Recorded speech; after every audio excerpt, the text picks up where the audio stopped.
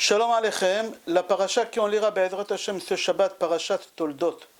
Ici dans la paracha on voit que Yitzhak et Rivka, ils étaient stériles pendant 20 ans. Yitzhak il s'est marié avec Rivka quand il avait 40 ans. Et ici la paracha on parle quand il a atteint 60 ans. Il a prié à Kadosh Baruch Hu, et à l'époque Rivka elle avait quel âge? 23 ans, puisqu'il a épousé Rivka à 3 ans. Il a attendu jusqu'à qu'elle aura 13 ans, qu'elle puisse avoir des enfants, et après ça il a attendu encore 10 ans. Total ça fait 23 ans. Alors ici on voit qu'ils sont stériles 20 ans. Et en fin de compte, à Kadosh Baruch Hu, il a exaucé leur prière et il leur a donné 2 enfants. Il leur a donné. Vaye'etar Yitzhak la Hashem lenochach ishto ki akara hi, vaye'etar lo Hashem vatar Rivka ishto. Akadosh Baruch Hu, il a écouté la prière d'Yitzhak et Akadosh Baruch Hu, il lui a donné un enfant. Hashem, il n'a pas écouté la prière de Rivka. Pourquoi? Rashi sur place, il dit Lodomat filat tzadik ben tzadik le tfilat tzadik ben racha. Elle n'est pas comparable la prière d'un tzadik, fils de tzadik, Yitzhak tzadik, fils de tzadik Avraham Avinu, que la prière de tzadik ben racha, de Rivka, que c'était une tzadiket, et que son père c'était un racha, Betuel à Rami. Alors c'est pour ça que Kadosh Baruch Hu, il a écouté la prière de Yitzhak et pas la prière de Rivka. Chazal ils disent que Akadosh Baruch Hu leur a donné des juments, Esav et Yaakov. Esav et Yaakov, Chazal disent jusqu'à l'âge de 13 ans, on n'a pas vu une différence entre eux. Les deux, ils étaient habillés chemise blanc, pantalon noir, tzitzit katan, kippa noir. Ils partaient à l'école, ils partaient à la yeshiva, jusqu'à l'âge de 13 ans. À 13 ans, on a commencé à voir des changements chez Yitzhak et Esav. Yitzhak, il était attiré beaucoup plus vers le Beth Midrash, et Esav, il était attiré beaucoup plus vers la chasse. Il partait chasser des animaux. Comme ça, le Midrashim dit. Mis à part ça, le Midrash dit qu'Esav, on l'appelait Esav, Mishum Shenolad Asui, il est venu au monde fait. Alors il est né déjà avec il était tout poilu, il avait des cheveux, il avait des dents, il était déjà tout fait. Et Yaakov, il s'est fait avec l'âge, avec les années, il a grandi comme ça. Mais jusqu'à l'âge de 13 ans, et à 13 ans, on a vu Zeparash la Avodazara, et Zeparash les Bate Midrashot. Un, il est parti vers l'idolâtrie, il est parti vers la chasse, il faisait l'idolâtrie, et l'autre, il est parti au Beth Midrash. Après, c'est rapporté dans la paracha qu'ils ont grandi, les deux. Ve'esav ish yodea tzaid ish sadeh. Esav, il connaissait bien son métier, la chasse. Ve'Yaakov ish tam yoshev ohalim. Et Yaakov, c'était quelqu'un de tzaddik, il étudiait la Torah pendant toute la journée. Il est parti à la yeshiva de Shem. Shem, c'était le fils de Noach. Et Shem, il avait un fils aussi, Talmid Chacham, qui s'appelait Ever. Et les deux, ils ont ouvert une yeshiva qu'on l'appelait la yeshiva de Shem et Ever. Et là-bas, Yaakov, il est parti étudier la Torah. Après, c'est marqué dans la paracha, quelque chose que tous les commentateurs, ils essayent de comprendre. Que Yitzhak, il avait il avait une préférence par rapport aux 2 enfants, et Rivka aussi, elle avait une préférence. Alors, comment c'est marqué dans la paracha? Vayehav Yitzhak et Esav ki tzaid befiv.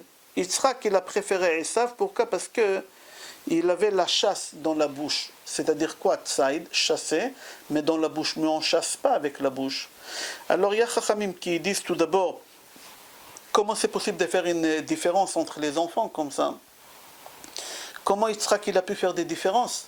Ok, on va comprendre Be'ezrat Hashem tout à l'heure d'après le Sod.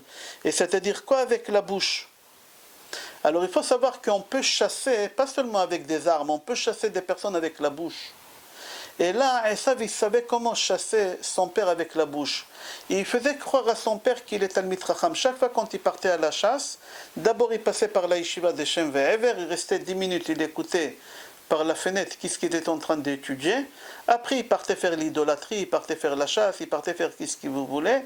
Et l'après-midi, quand il rentrait à la maison, il répétait à son père qu'est-ce qu'il a entendu à la yeshiva. Alors il savait comment chasser. Ça, il y en a un avis qui dit. Il y a un autre avis qui dit qu'Esav, il posait des questions à son père, qu'il savait que son père, il avait une faiblesse par rapport à ces questions. Par exemple, une des questions, Abba ech me'asrin et amelach. Papa, comment on peut prélever le maaser sur le sel? Et c'est ça qu'Yitzhak il a aimé en Esav. Pourquoi? Parce qu'Esav il savait tout d'abord que son père c'était la première personne qui a prélevé le maaser. La première personne au monde qui a prélevé le maaser, Vaïta Yitzhak Bashana, Mea Sha'arim, c'est la prière qu'on dit à Motzei Shabbat. Alors il lui a parlé des maaserot. Mais la question qu'elle se pose, mais est-ce qu'Yitzhak il est bête? Que quelqu'un vient et lui dit comment on prélève le maaser, c'est une question bête. Pourquoi il était impressionné de cette question? Raphaïm Kanievski Shlita y répond, il dit, la question de Esav, comment on prélève le maaser sur le sel, c'est pas le sel qu'on utilise à la cuisine, c'est pas ce sel-là. Quand Lot, avec ses deux filles et sa femme, ils ont quitté Sodome, avant de rentrer dans la grotte, c'est marqué que la femme de Lot, elle se retournait. Et elle a vu la ville Sodome comme elle était en train de se faire détruire. Et Akadosh Baruch Hu, il a rendu en statue de sel. Et c'est marqué dans les Midrashim que cette statue-là, tous les jours, il y a des taureaux qui viennent, qui lèchent cette statue jusqu'à qu'elle fond. Et dans la nuit, cette statue, elle repousse encore, comme un arbre qui pousse. Alors la question d'Esav à son père, papa, comment on prélève le maaser sur le sel? Pas n'importe quel sel, le sel de la statue de la femme de Lot. Puisqu'elle pousse, est-ce qu'il y a la dîne shell? Est-ce qu'elle a une dîne des fruits, des légumes, qu'il faut prélever le maaser ou non? C'était ça la question que Esav il a demandé à son père. Et Rivka aussi, elle avait des préférences vis-à-vis de Yaakov. Pourquoi? Parce que Yaakov, Ishtam, Yoshevo Alim. Et tout ça, c'était à l'âge de 13 ans. À l'âge de 13 ans. 2 ans après, quand les deux ils atteignent l'âge de 15 ans, là, publiquement, chacun y prend la route. Même Esav, publiquement. Pourquoi? Qu'est-ce qui s'est passé? Esav, il arrive chez son frère Yaakov.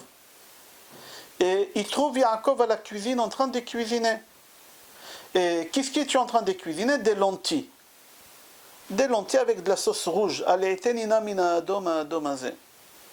Et Esav il demande à son frère, mais pourquoi tu fais des lentilles? Normalement c'est un plat des endeuillés. Ça dépend, chaque d'après les communautés, il y a des gens qui ont l'habitude de manger des olives après un deuil. Il y en a des gens qui ont l'habitude de manger des pois chiches, il y en a qui ont des œufs, il y en a des lentilles, tout ce qui est rond. Il y a une raison pourquoi. Il dit, mais pourquoi tu fais un plat des endeuillés? Et Yaakov il dit, quoi, tu n'es pas au courant? Pépé il est mort. Abraham il est mort hier. Et là je suis en train de préparer le repas des endeuillés. Alors Esav, quand il a entendu que son grand-père il est mort, il s'est révolté contre la religion publiquement. Il a dit, si Abraham a vu nous mon grand-père, parce que Esav il était attaché à son grand-père. J'ouvre une parenthèse avant de continuer. D'après le Sod, quand on dit qu'Esav, il voulait sortir dans le ventre de sa mère quand sa mère elle passait devant l'idolâtrie, parce qu'il voulait rentrer dans cet endroit où il y a l'idolâtrie, faire sortir les gens pour leur faire tchouva. Parce qu'il était attaché à qu'est-ce que son grand-père il faisait à Abraham Avinu qu'il a annulé l'idolâtrie. Je referme la parenthèse. Et là, Esav, il voit que son grand-père qu'il a tellement aimé, il est mort. Il a dit, comment c'est possible? Quelqu'un qui a découvert Hachem, quelqu'un qui était attaché à Hachem, quelqu'un qui était d'accord de sacrifier son fils, mon père à Hachem. Hachem, il le prend comme ça aussi jeune, 175 ans. C'était pas encore l'âge de mourir. Qu'est-ce qu'il a fait? Il s'est révolté. Il y a beaucoup de gens comme ça, malheureusement. Ils perdent leur père jeune, ils s'énervent, ils arrêtent de faire les tefilines, de faire Shabbat, etc. Ok. Et là, publiquement, Esav, il dit devant tout le monde que ça ne l'intéresse pas, hein, cette chose-là. Là-bas, la Gemara dit que le jour même, Gemara Baba Batra, Avar, Beoto Yom Avar Esav Arasha Chamesh Averot. Même Rashi dans le Chumash, il dit qu'Esav, il a fait 5 péchés. Le premier péché qu'il a fait, c'est marqué Baal Ne'ara Amorasa. C'est quoi Baal Ne'ara Amorasa? Il est parti avec une femme mariée et pas mariée. Aujourd'hui, on fait Hiroussin et Kiddushin en même temps sous la choupa. Avant, on faisait Hiroussin et 12 mois après, on faisait Kiddushin. Mais quand on faisait Hiroussin, la fille était considérée comme mariée. Et c'est marqué que Esav, il est parti avec une femme Me'orasa, mariée. Attends, mais je ne comprends pas. Qui était marié? De quelle femme on parle ici? Qui faisait la religion à l'époque encore? La seule personne qu'on a parlé de son mariage, c'était Rivka et Yitzhak, ses parents à lui. De qui on parle ici? Alors il faut savoir quelque chose d'extraordinaire. Je vais lire à l'intérieur et je vais donner les références si je trouve facilement. Voilà, oui, Gemara Baba Batra, page Tetzain Amoud Bet. Chamesh averot avar oto racha beoto yom. 5 péchés, ce rachat il a fait. Parmi ces 5 péchés-là, Baal Neara Amorasa, il est parti avec une femme mariée, Meoreset. Le prix Megadim, il ramène au nom du livre Yad Yosef quelque chose d'extraordinaire. C'est-à-dire quoi Neara Amorasa? C'est-à-dire quoi Neara Amorasa? Alors ils répondent, ils disent comme ça. J'explique. Il faut savoir que le soir même c'était Pessah. Quand Yaakov il est en train de cuisiner le plat des lentilles, c'était Yudalet Nissan. Il a préparé les plats des endeuillés et le soir, la fête elle coupe le deuil. Elle coupe le deuil. Alors le soir, qu'est-ce qu'ils vont manger à table? Ils vont manger des matzot. Yaakov Avinu, qu'est-ce qui se passe? Puisqu'il a fait des lentilles, c'est marqué dans la paracha qu'il ne lui a pas donné que les lentilles. Il lui a donné du pain, et il lui a donné des lentilles, et il lui a donné aussi, et il lui a donné toutes ces choses-là. La question qu'elle se pose, qu'est-ce qu'Esav il a demandé? Du pain avec des lentilles ou que des lentilles? Il a demandé que des lentilles. Qu'est-ce qu'il fait? Yaakov il lui donne aussi du pain. Quel pain? Puisque c'était Pesach, ils n'avaient pas Hametz. C'était après l'heure qu'on a le droit de consommer le Hametz, il lui a donné la matzah. C'était la matzah. C'est-à-dire qu'Esav il a mangé la matzah avant l'heure autorisée. Et c'est marqué, tout celui qui mange la matzah avant l'heure autorisée, c'est comme s'il est parti avec une femme mariée. Alors quand on dit qu'Esav il était avec une femme mariée, il n'est pas parti avec une femme mariée, parce qu'ils n'avaient pas à l'époque une chose pareille. Il a mangé la matzah avant l'heure. Ah, pourquoi celui qui mange la matzah avant l'heure, c'est comme qu'il est parti avec une femme mariée? Alors le Yad Yosef, il explique, il dit pour la simple raison, le prix Megadim, il ramène au nom de Yad Yosef, pour la simple raison qu'avant de profiter d'une femme, il faut d'abord passer par Sheva Brachot. Et avant de profiter de la matzah, il y a Sheva Brachot à faire. C'est quoi les Sheva Brachot? On a dans les Kiddush déjà 3 Brachot, dans les Kiddush. Après on a la bracha de Boré Adama, sur les céleris. Après on a une bracha, je ne me rappelle pas par cœur tous les brachot parce qu'on est encore loin des Pessah. C'est marqué dans Yerushalmi, Psachim, Perek Yud, Halacha Aleph, Aochel Matzah Be'erev Pesach Keba'al Arusato. C'est lui qui mange la matzah veille des Pessah, c'est comme s'il était avec une femme mariée. Et c'est pour cela, on dit sur Esav cette chose-là. Et c'est quoi les 7 brachot qu'il y a? Alors on a dit dans les Kiddush, il y en a 3.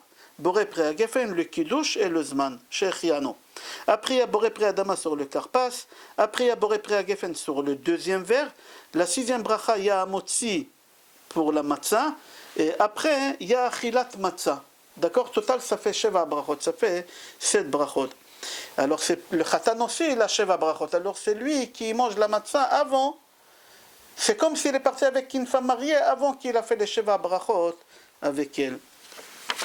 Alors la première Avera qu'il a fait, parmi les 5 qu'il a fait Esav, la Gemara Baba Batra dit, sa deuxième chose, Harag et Nefesh. C'est quoi Harag et Nefesh? Il a tué quelqu'un. Qu'est-ce qu'il a tué? Alors il faut savoir que tout ce qu'Hachem il a créé dans le monde, Hachem il a créé avec un équilibre. Avec un équilibre. Tout ce qu'on a dans la pureté, on a la même chose égale dans l'impureté.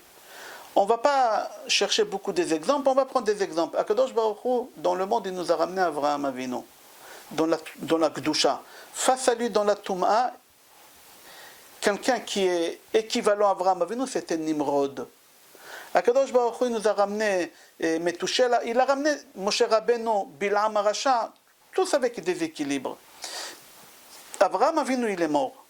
D'accord? Puisqu'Avraham Avinu, il est mort hier, la veille, Yud Gimel Nissan. Alors, puisqu'Avraham Avinu il est mort la veille des Pessah, Nimrod, on n'a plus besoin de lui, il faut l'éliminer. Qu'est-ce qui se passe? C'est rapporté dans le Midrash que Avraham Avinu, qu'Esav, tout le temps il avait des disputes avec Nimrod. Parce que Nimrod aussi c'était un chasseur. Esav c'était un chasseur. Chaque fois quand Esav il voulait partir chasser quelque part, il trouvait Nimrod, et Nimrod il se bagarrait avec lui, et Nimrod il gagnait. Alors la veille, le Yud Gimel, avant qu'Avraham il est mort, Esav il n'est pas au courant, personne n'est au courant qu'Avraham il va mourir, et Esav il va voir son frère Yaakov. Il dit à Yaakov, toi tu étudies la Torah toute la journée, tu es intelligent. J'aimerais comprendre pourquoi Nimrod toujours il gagne. Il est beaucoup plus vieux que moi. Comment ça se fait? Il lui dit pour la simple raison que Nimrod il porte sur lui des habits qu'Akadosh Baruch Hu il les a fait pour Adam et Chava.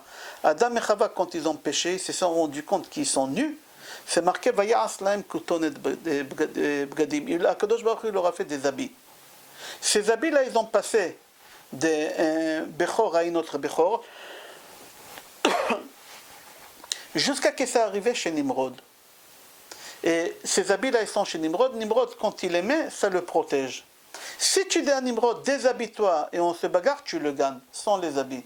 Et ça, il lui dit merci, et il va à la chasse, il rencontre qui là-bas, il rencontre là-bas Nimrod. Et Nimrod, il veut se bagarrer, et ça lui dit, si tu es un homme, on se bagarre nu, qu'avec des shorts. Nimrod lui dit, il n'y a pas de problème, il se déshabille, il se bagarre, et ça, il le tue. Alors là, Baal Nahara Morasa ve'harag et nefesh. Il a tué, il a récupéré les habits, il a donné chez sa mère pour les garder, etc. Ve'baal nefesh. Troisième péché qu'il a fait, kafar betriat amitim, kafar ba'ikar ve'shad ba'bechora. Ok. C'est-à-dire qu'il a fait ici 5 péchés le jour. Quand Yaakov il voit comment il s'est comporté Esav, il a dit comment c'est possible que la Bechora, les droits d'aînesse, elle va être chez lui. C'est-à-dire quoi les droits d'aînesse? Il faut savoir qu'à l'époque, on n'avait pas de Kohanim. Quand on dit Kohen Lael Elyon ou Malchitze de Kohen Lael Elyon, ce n'était pas des Kohen parce qu'il n'avait pas encore Aaron à Kohen. Tout celui qui était le premier-né, il avait le droit d'être Kohen et faire des sacrifices. Alors ici, Esav c'est le premier-né, et Esav il faisait des sacrifices de temps en temps. J'ai dit jusqu'à l'âge de 13 ans, il était encore dans le droit chemin. À partir de 13 ans, il a un peu dévié, et à 15 ans, il a tout relâché publiquement. Mais Esav, il faisait des sacrifices, parce que c'était l'aîné. Et là, Yaakov, quand il voit que son frère, il a fait toutes ces choses-là à l'âge de 15 ans, il a dit, la Bechora, elle ne peut pas rester chez lui. Il ne peut pas faire des sacrifices, il faut que je fasse tout pour acheter la Bechora. Qu'est-ce qu'il fait, Yaakov? Il dit, écoute, tu veux le rouge, il n'y a pas de problème, je te donne le rouge, le plat rouge. Mais d'abord, tu me donnes la Bechora. Alors Esav, il a dit, c'est quoi exactement la Bechora? Et là, Yaakov, il lui explique que c'est très dangereux d'être Bechor. Si tu ne fais pas le travail comme il faut, tu es passible de mort. Alors il a dit, la mazeli Bechora. Pourquoi j'ai besoin de la Bechora? Allez, prends-la. Et là, ils font un contrat, et tout de suite, Yaakov, il lui donne du pain. Et après, il lui donne des lentilles. Mais qui t'a demandé du pain? Qui t'a demandé de me donner les matzot? Pour comprendre, je vais donner un exemple. C'est une halakha. Un bonhomme qui est en train de mourir, il n'a pas mangé, ça fait des jours et des jours, il est en train de mourir. Pour sauver sa vie, il rentre dans un restaurant, il commande à manger. Il dit, donnez-moi s'il vous plaît du pain avec de hummus. Et on lui donne du pain avec de hummus. Ah, il s'est rassasié. Après, il dit, j'aimerais avoir schnitzel avec riz. On lui donne schnitzel avec riz. À la fin, on lui donne l'addition, et il dit, non, moi j'étais en danger de mort. Et quand on est en danger de mort, on a le droit de faire des choses pour sauver notre vie. Et j'avais le droit, lachiquement. Est-ce qu'il a le droit? Est-ce qu'il a raison? Il n'a pas raison. Alors ils ont parti demander au Beddin. Le Beddin, ils ont dit à ce bonhomme-là, tu as raison, mais tu ne dois pas payer sur le pain et le hummus parce que tu étais en danger de mort. Mais après que tu as mangé le pain et le hummus et tu n'étais plus en danger de mort, alors tu as commandé le schnitzel avec le riz, ça il faut payer. C'est exactement ce qui s'est passé avec Esav. Esav, il était en danger de mort. Boulmou sachazo, comme ça c'est marqué. Il était en danger de mort. Alors Yaakov, il a dit, si je lui donne les lentilles, après quand il va reprendre conscience, il va dire oui, moi j'ai fait ça parce que j'avais le droit de le faire, parce que j'étais en danger de mort, alors j'ai annulé le contrat. Yaakov, il n'a pas voulu ça. Qu'est-ce qu'il a fait? D'abord, il a donné du pain, le minimum. Il a dit, tiens, pain, hummus, mange, éclate-toi. Quand tu finis, je te donne le plat rouge que tu veux. Et après qu'Esav, il était comme il faut, bien comme il faut, il lui a donné les lentilles, comme ça Esav, il ne peut pas faire marche arrière. Comme ça, c'est marqué dans le Midrash.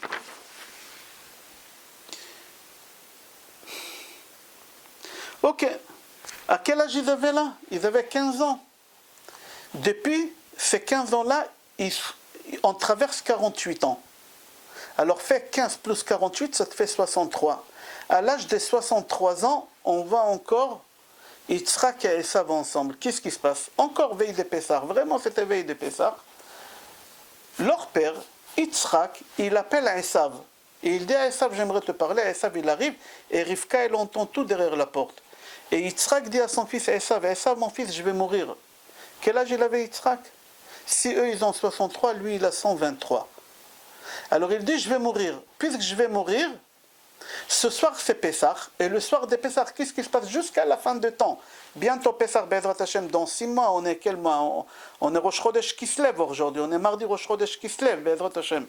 Alors tcha, Kislev, Tevet, Shvat, Adar, Nissan, dans 5 mois, et dans 5 mois c'est Pessah, Bezrat Hashem. Alors tu sauras qu'est-ce qui se passe le soir de Pessah. Qu'est-ce qui se passe le soir de Pessah? Hashamaim niftachim vetalele bracha yordim. Akadosh Baruch Hu, il ouvre le ciel au moment que tu fais la seder à table avec ta femme et tes enfants et tu racontes la Haggadah. Akadosh Baruch Hu, il ouvre le ciel et il donne l'abondance sur la terre, une abondance énorme. Tous les brachot qu'un père il donne à son fils, ça marche. À ses enfants, ça marche. À ses filles, sa femme, tout ça marche. Alors le père, il dit à son fils Esav, ce soir c'est la seder. Alors j'aimerais que tu me ramènes 2 petits moutons. Shnek diyaizim. Tu me ramènes, et comme ça, comme ça je te bénis de bon cœur. Et Esav, qu'est-ce qu'il fait? Il va chercher ces 2 petits chèvres-là, et Rivka, tout de suite, elle va appeler son fils Yaakov, il lui dit, tu sais, ce soir c'est la seder, ton père il a dit à ton frère, il y a des brachot, viens, je veux que tu prends les brachot de toi. Et Yaakov, il a peur, il dit à sa mère, maman, papa c'est midat adin, gvura. Si papa il va se rendre compte, qu'est-ce que j'ai fait, papa il va me maudire. La mère, qu'est-ce qu'il lui répond? Alaï qu'il l'atra béni. Alaï, sur moi ta malédiction, mon fils.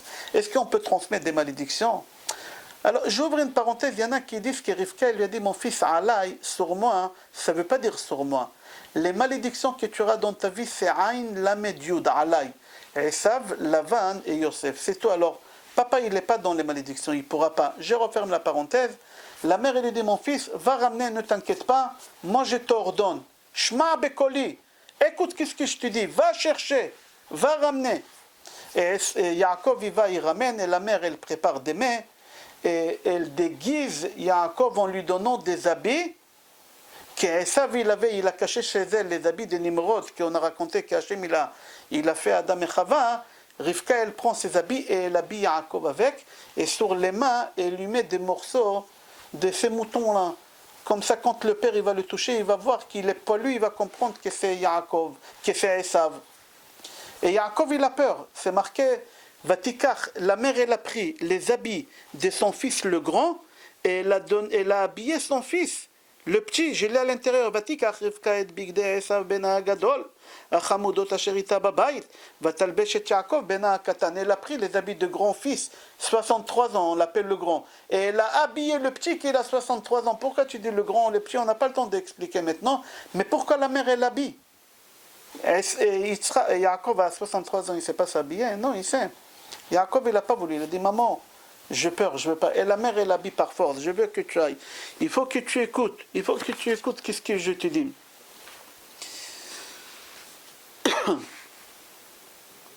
Ok, Yaakov, il arrive devant son père. Il tremble évidemment. Il arrive devant son père et il dit à son père, papa, viens manger, c'est prêt. Et là, Yitzhak, il lui dit, comment tu as fait aussi vite? Et Yaakov, il fait une erreur. Il répond, comment il dit, Ki ikra Hashem Elokecha lefanai. Hashem, il a fait en sorte. Alors le père, il dit à Kol Kol Yaakov, tu parles comme Yaakov, toi. C'est Yaakov qui dit, Be'ezrat Hashem, Baruch Hashem. Toi, Esav, tu dis jamais une chose pareille. Viens que je te touche, mon fils. Et là, qu'est-ce qui se passe? Il le touche. Il dit à Kol Kol Yaakov, Ve'yadaim yedei Esav. La voix de Yaakov, c'est la voix de Yaakov, Baruch Hashem, Be'ezrat Hashem. Mais quand je touche. C'est Esav. Il faut comprendre qu'est-ce qui se passe ici. On a 5 sens. On a le vu, l'entendre, l'odorat, le toucher. Je ne sais pas comment ça se dit en français, mais en gros, c'est les 5 sens. Pour pouvoir donner la bracha à Yaakov, il fallait que Yitzhak il utilise les 5 sens. Alors, qu'est-ce qu'il a fait? D'abord, il dit, viens, je te touche. Après qu'il a touché, il va qu'à Esav. Il lui dit, à Kol Kol Yaakov, j'entends le son. D'accord? Après, il lui dit, viens, je t'embrasse, je t'enlace. Il enlace, il embrasse, Vayareach, il a senti l'odeur de Gan Eden. Et après, qu'est-ce qu'il fait? Il mange. C'est-à-dire, il a utilisé tous les sens ici. Tous les sens. Et là, il lui donne la bracha à Yaakov. Et qu'est-ce qu'il lui donne Yaakov à son père? C'est marqué qu'il lui donne à manger, comme son père lui a demandé, et en plus, il lui a rajouté du vin. Il lui a rajouté du vin. D'où il avait le vin? Alors il dit le Midrash, dans Chazal c'est marqué parce que c'était la seder, il fallait faire les 4 coupes Alors il avait les matzot, il avait la viande, et il lui fallait le vin. Il y a un ange qui est venu qui lui a donné du vieux vin Meshumar. Quand le Mashiach il va venir, on va faire Be'ezrat Hashem le Kiddush dessus. David Amelech, il va dire Kos, Yeshot, et ça, etc. On a déjà parlé de ça. On a parlé déjà de ça. Et là, qu'est-ce qui se passe? Akadosh Baruch Hu dit j'aime la ruse qu'il a fait Yaakov à son père. Cette ruse qu'Yaakov il a fait à son père, j'aime. Qu'est-ce qu'il a fait Yaakov à son père comme ruse? Il faut savoir que Yaakov il avait peur qu'Esav il arrive. Si Esav il arrive, c'est une catastrophe. Le père il va se rendre compte qu'est-ce qui se passe. Qu'est-ce qu'il a fait? Vite, il a donné à son père à manger. Papa, première kazaït, deuxième kazaït, et troisième kazaït, c'est quoi? C'est afikoman. Il a forcé à son père vite manger pour qu'il mange la afikoman. C'était une ruse. Pourquoi? Parce que Yaakov il a dit, quand papa il va manger le kazaït afikoman, et Esav il arrive, mon père il ne pourra pas manger des qu'est-ce qu'Esav il va lui ramener. Pourquoi? En maftirin achar afikoman. On ne peut pas manger après la afikoman. Alors mon père il ne pourra plus manger. C'est-à-dire qu'il lui a fait ici un ruse. Il a obligé son père à manger la afikoman comme ça son père. C'est pour ça qu'il y en a qui ont cette habitude que les enfants ils volent la afikoman. Les enfants ils volent la afikoman. Pourquoi? Pour dire comme Yaakov il a eu par ruse, d'accord, les brachot, nous aussi ce soir Kadosh Baruch Hu donne des brachot, alors c'est un petit clin d'œil, alors on vole la afikoman pour rappeler.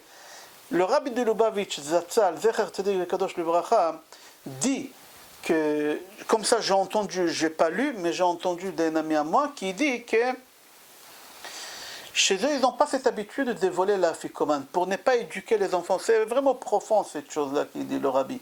Pour ne pas éduquer nos enfants au vol. À travers cette mitzvah, tu éduques à tes enfants à comprendre les choses pas comme il faut. Ok, on va continuer, Rabotai.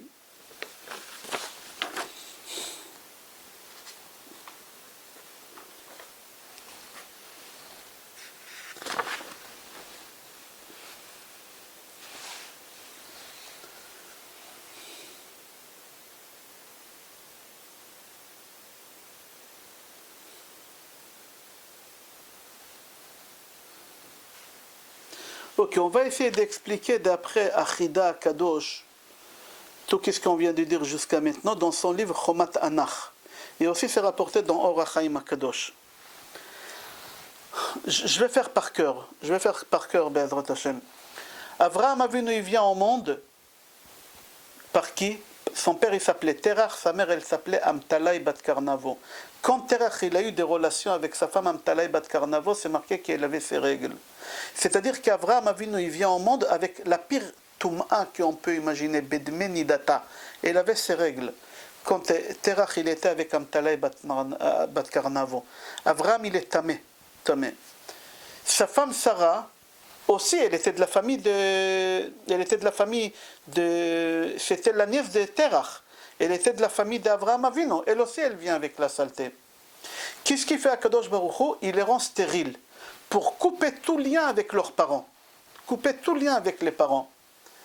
Et qu'est-ce qui se passe? À Kadosh Baruch Hu, il fait en sorte de les purifier. Pendant toutes ces années, ils se sont purifiés. Et surtout, Avraham Avinu, quand on l'a jeté dans la fournaise, c'est pas pour rien, c'est comme tu prends de l'or et tu mets dans le, je sais pas comment ça s'appelle en français, où on jette l'or pour le purifier, raffinerie, je crois que ça s'appelle. Akadosh Baruch Hu, il a voulu raffiner là-bas, Avraham Avinu, enlever toute la saleté, tous les sigim, dans la Kabbale ça s'appelle sigim, toute la saleté, Akadosh Baruch Hu, il a nettoyé. Maintenant, pour le nettoyage final, il fallait qu'Avraham va avec une femme pour lui donner toute la saleté. Qu'est-ce qu'il fait Avraham? Il se marie avec Agar avant qu'il est circoncis. Et il lui donne toute la saleté. Qui fait toute la saleté? C'est Ishmaël. Après qu'Avraham il a évacué toute la saleté de l'intérieur et Ishmaël est venu au monde, Avraham il fait la Brit Mila. 13 ans après Avraham il fait la Brit Mila. Il fait la Brit Mila et il a un enfant pur qui Yitzhak. Alors Yitzhak il vient au monde pur. Ishmaël il a pris toute la saleté. Alors on a réglé, Avraham et Sarah, on a réglé, ils sont purs, ils se sont nettoyés, etc. Toute la saleté, il a pris Ishmaël. Yitzhak, il est pur, mais Yitzhak, il se marie avec qui? Avec Rivka, la fille de Bethuel, toute la Avodazara, toute la saleté. Maintenant, ici aussi, il faut faire un nettoyage. Alors comment ça se passe, ces nettoyages? Là, ils ont 2 enfants. mais moins sale qu'Abraham. Parce que Yitzhak, il est Kadosh. Alors on n'a pas besoin de prendre une autre femme. De toutes les façons, Yitzhak, il n'avait pas le droit d'avoir une deuxième femme. Yitzhak, il n'avait pas le droit de quitter Israël. Yitzhak, il était Kadosh. Olat Mima, Yitzhak, il était... Alors qu'est-ce qui se passe? Yitzhak, il va avec Rivka et il y a deux enfants qui viennent. Il y a un qui prend la saleté et un qui sort propre. Qui c'est Yaakov Avinu qui sort propre et Esav, il prend toute la saleté. Il vient au monde. Alors, Esav, il est sale, Yaakov, il est propre. Yaakov, il est propre à 99,99%. Il faut que Yaakov, il se nettoie. D'accord? Qu'est-ce qui se passe? Yaakov, il se marie avec Rachel et Léa, qui eux, ils viennent de qui? Des fils de Bethuel, de Lavan, qui lui aussi, à Avodah Zarah, il ramène avec eux toute la saleté. Yaakov, il faut qu'il vide les 0,0% d'impureté qu'il a en lui et toute la saleté qu'il est là, qu'ils ont, Léa et Rachel. Comment on va les nettoyer? Puisqu'on sait que tous les enfants de Yaakov, ils étaient Mitato et Tashlema, c'était des tzadikim, les 12 tribus. Alors il faut savoir que Dina, dans le ventre de sa mère, c'était un garçon. Toute la saleté, Yaakov, il a pris, il a mis en Dina. Il a mis en Dina que c'était un garçon. Après, ce garçon, il se transforme en fille. On n'a pas le temps d'expliquer maintenant pourquoi, mais elle se transforme en fille. Cette fille qui a pris toute la saleté de tout le monde, elle sort et elle s'est faite violer par Shrem ben Hamor. Elle s'est faite violer. Et Yaakov, quand il entend, Yaakov, il ne bouge pas. Il est passif. Il ne bouge pas. Il ne se venge pas. Ta fille, elle s'est faite violer. Tu ne bouges pas. Yaakov, il savait qu'est-ce qui se passe. Que quoi? Que Dina, elle a pris toute la saleté. Pour retirer de Dina toute la saleté, il faut qu'il y ait un goy qui y pénètre. Et lui, quand il a pénétré, il a pris toute la saleté. Mais quand même, il a laissé un peu. Mais il a nettoyé Dina. Dina, elle a un enfant avec lui qui s'appelle Asnat. Osnat ou Asnat.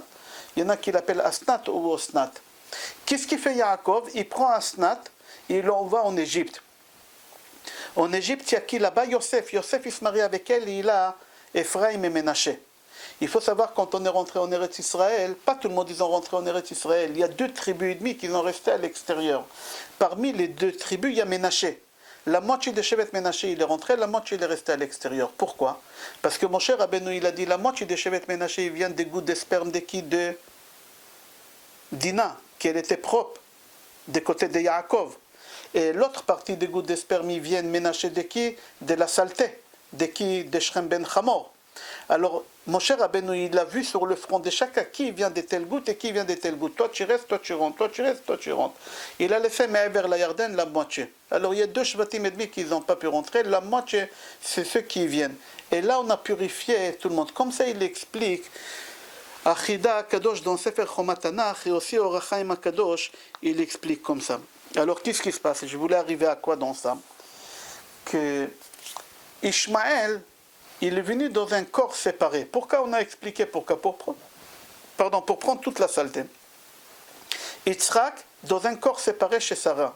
Lui Agar, lui Sarah. Mais ici, c'était obligé que Yaakov et Esav, ils se touchent. C'était des vrais jumeaux dans une seule poche. Dans le même placenta, je crois que ça se dit en français. Alors, Esav, quand il touchait Yaakov, il s'est imprégné de la Gdusha. Quand il vient au monde, qu'est-ce qui se passe de nos jours aujourd'hui en 2020? Le Baal Atanya Kadosh, il dit Velu be'echad b'shmita me'em.